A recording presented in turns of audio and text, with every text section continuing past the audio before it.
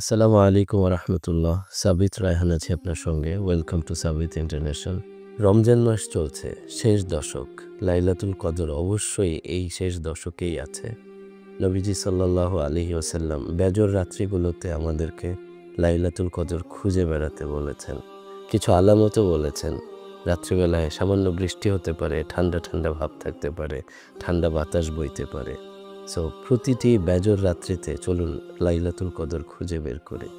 এই রাত্রিতে সম্পূর্ণ কোরআনে কারীম আল্লাহ তাআলা লৌহে মাহফুজে নাজিল করেছেন একসাথে।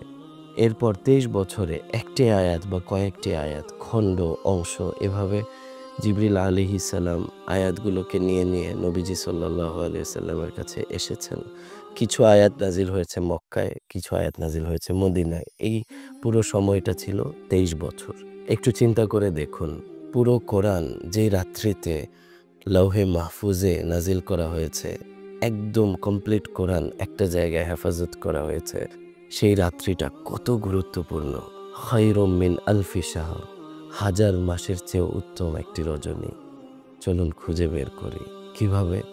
আপনি হয়তো জানবো না, এক্স্যাক্টলি জানবো না যে শবে কদর কোন রাত্রি। আমরা তো ২৭তম রমজানকে একদম ঘোষণাই করে দিয়েছি যে এটাই শবে কদর। মনে হয় যেন আমাদের কাছেই ওহী আসছে যে এটাই শবে কদর।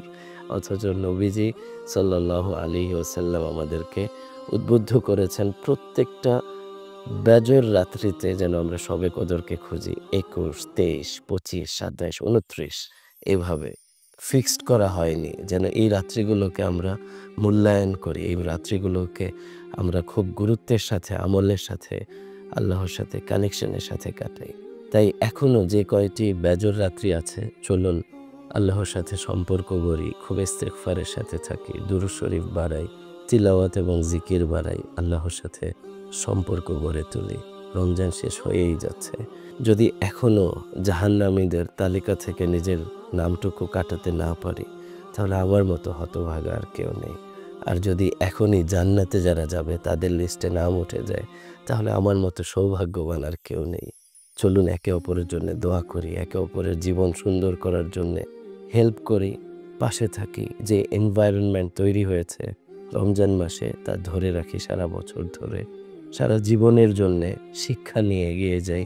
Stay tuned with Sabit international. আসসালামু আলাইকুম রহমতুল্লাহ।